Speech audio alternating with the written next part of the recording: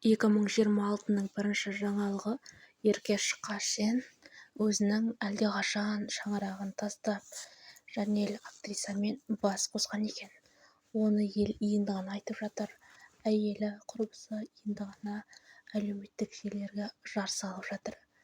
Не үшін бір жыл бойы айтпаған, тіпті не үшін жасырған, ол енді алдағы уақытта тағы да айтатын болады. Сіздер подкаст кор каналына қош келдіңіздер және тіркеліп келдіңіздер.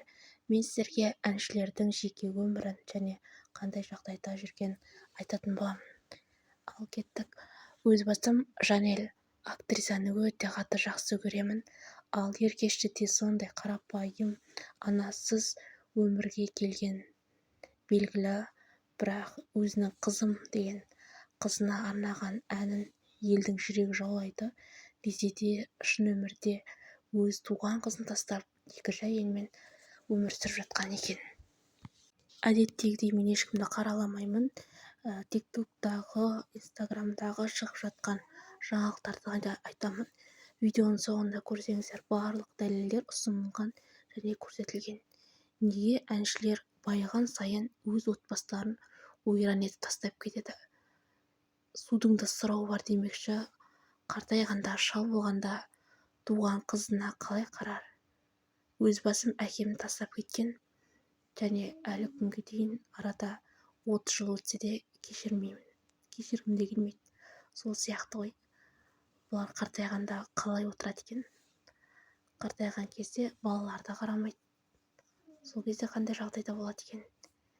Әп-әдемі сүйіп-сүйкімді әйелімен, жарайды, әйелім ғой, бала үшін өмір сүруге тиіс болу керек. Неге ер адамдар осындай көбінесе?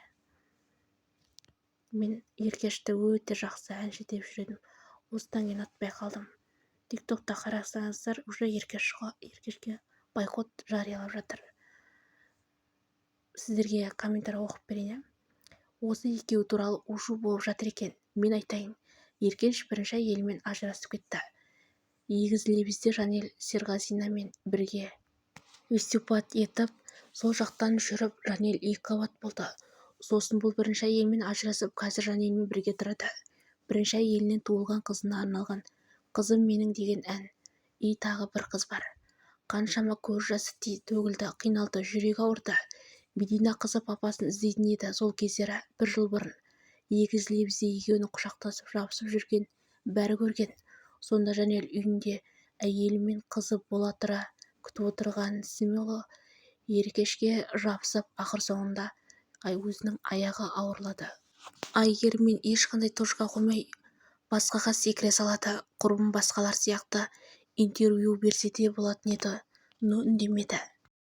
Мен құрбыма айттым, до конца күрес деп, отбасын сақтап қал деп. Бірақ ол қанша тырысқанмен Еркеш элементарно телефонмен сөйлесуден қашатын. Сол кездері түсінесіздер ме, Әйгерімге қалай қиын